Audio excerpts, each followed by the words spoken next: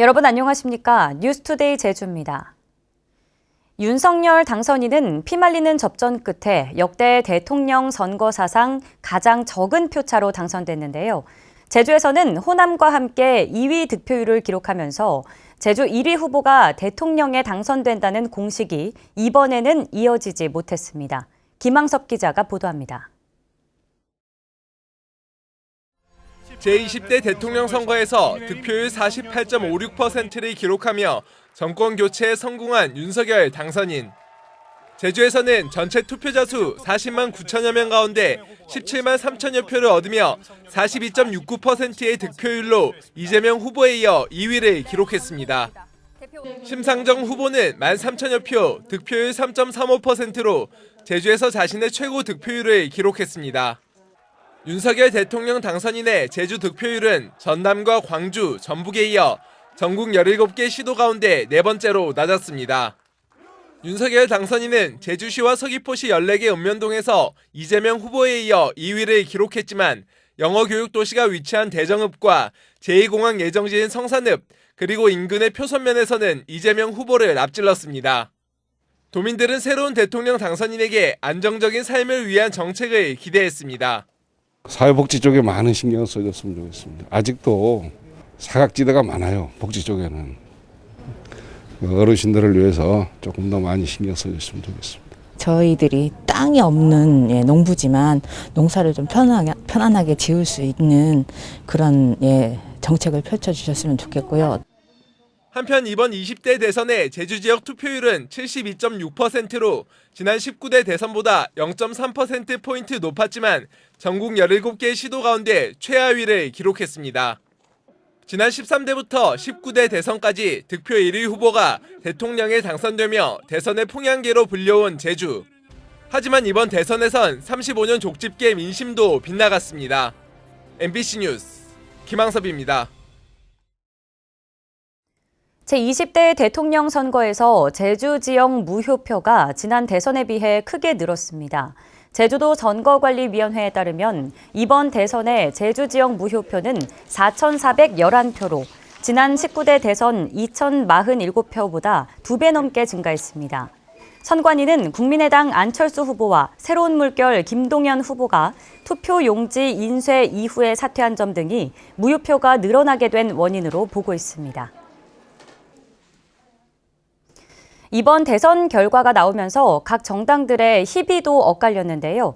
후보가 당선됐지만 지역 득표에서는 진 국민의힘 제주도당은 제주 관련 공약을 최우선 국정과제에 반영하겠다고 밝혔고, 정권 유지에 실패한 더불어민주당 제주도당은 선거 패배를 인정하고 지방선거 승리를 다짐했습니다. 김찬년 기자입니다. 방송 3사 출구조사가 발표되자 국민의힘 제주선대위 상황실에서는 먼저 환호가 터져나왔습니다. 윤석열! 윤석열! 윤석열! 개표 마지막까지 초접전 끝에 결국 윤석열 후보가 승리를 거머쥐었지만 국민의힘 제주선대위는 제주에서 민주당 이재명 후보에게 득표율이 10%포인트 가까이 뒤진 초라한 성적표를 받아야 했습니다. 국민의힘 제주선대위는 윤석열 후보를 지지해준 유권자에게 감사를 드리고 득표율에 담긴 제주 민심을 겸허하게 받아들여 오는 6월 지방선거 준비에 집중하겠다고 밝혔습니다.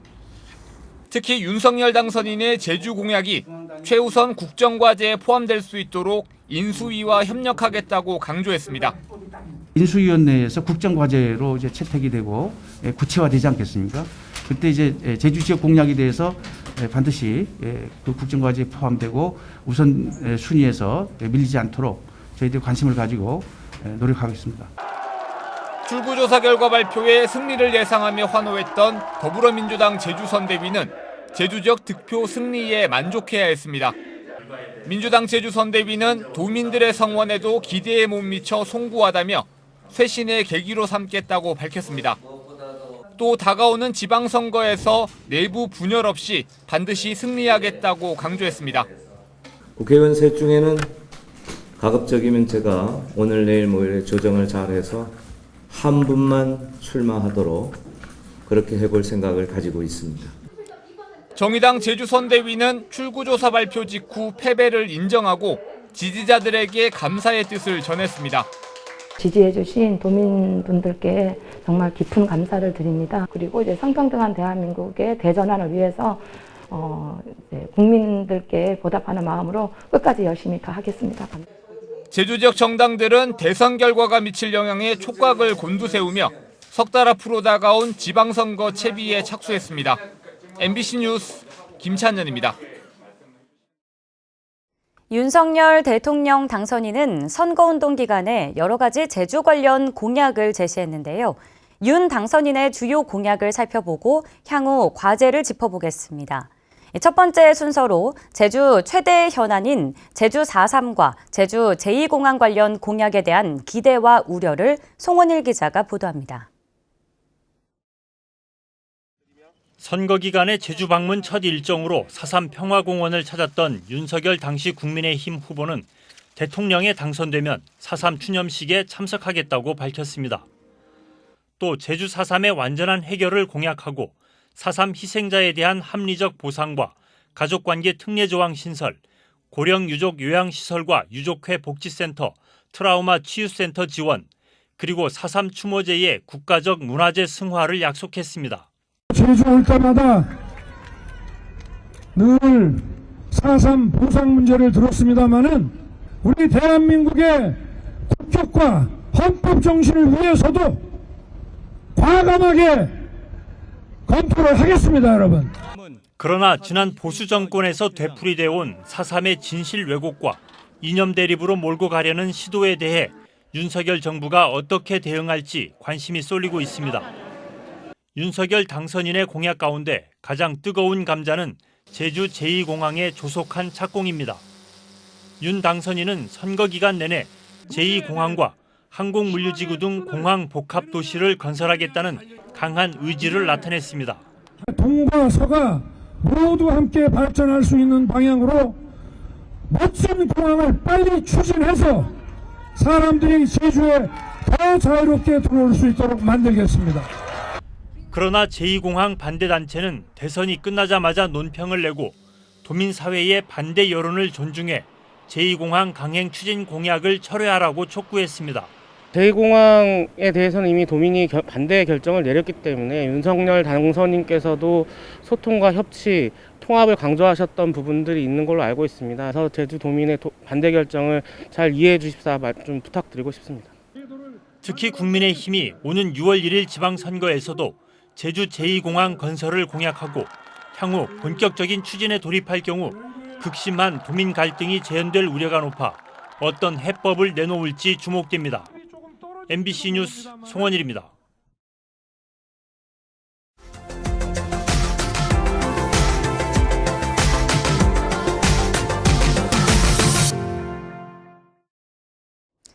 충남 서천군 장항읍에 있는 옛 장항제련소는 한반도를 병참 기지화하려 했던 일제수탈의 상징인데요.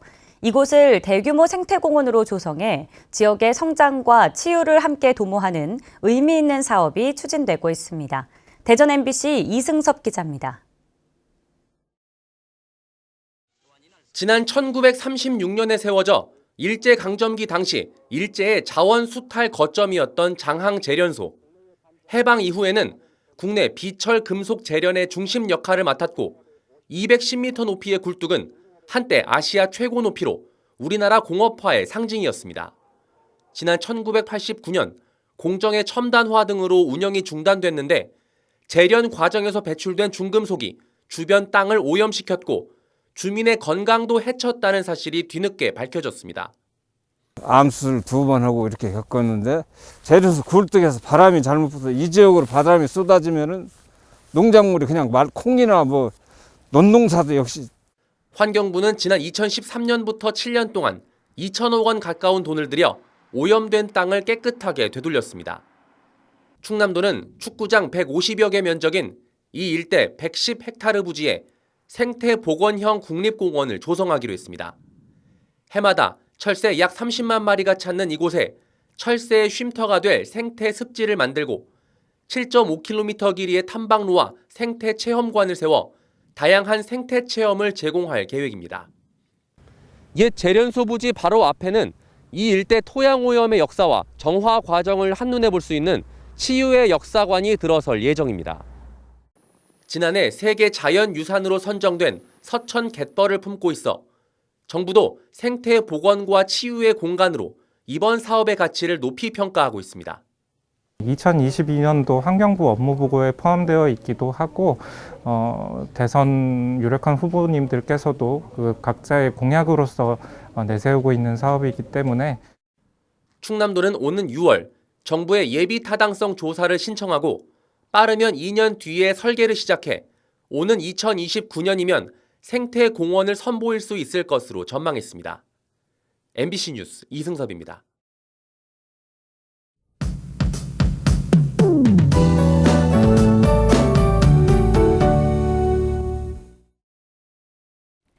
갈수록 봄 기온이 더해지고 있습니다. 따스한 남풍이 불면서 오늘은 낮 기온이 21도까지 오르겠는데요. 마치 4월 중순처럼 포근하겠습니다.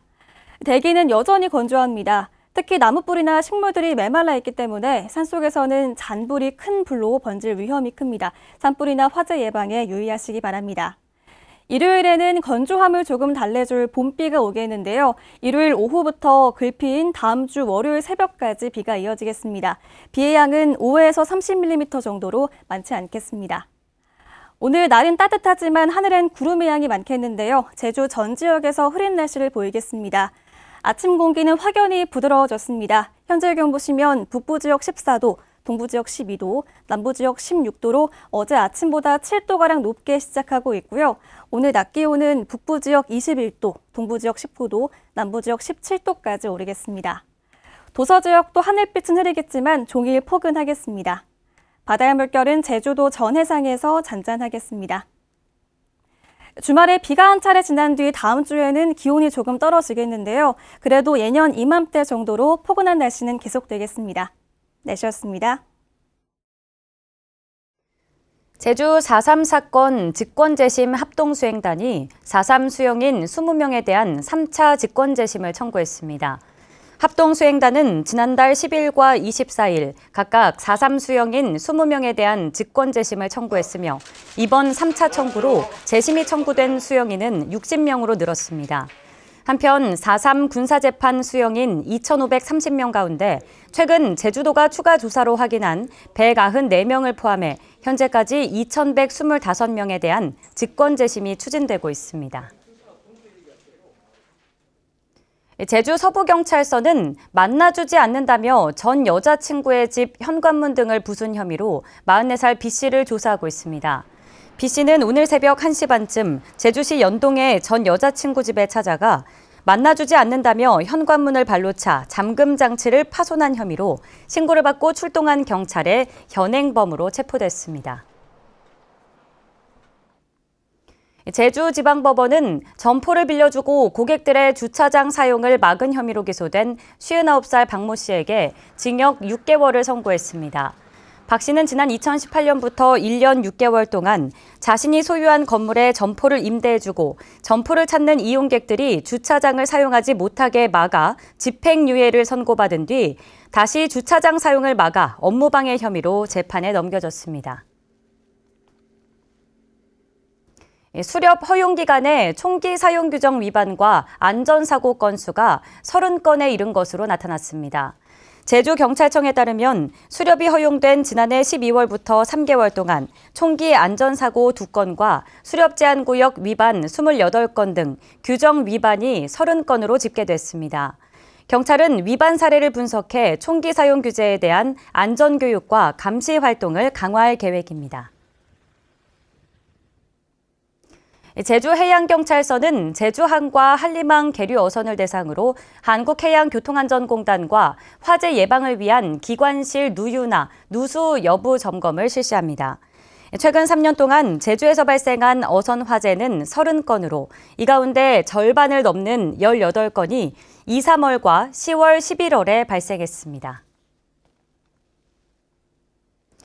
제주도는 아동 친화도시 조성 사업에 예산 487억 원을 투입해 아동 권리의 보호와 증진을 위한 5개 추진 전략과 13개 중점 과제를 추진하기로 했습니다. 특히 올해는 아동 권리 보장 인식을 확산하기 위한 홍보를 강화하고 지속 가능한 아동 친화 정책 추진을 위해 제주도 교육청 등과 협업을 강화할 계획입니다. 뉴스를 마칩니다. 고맙습니다.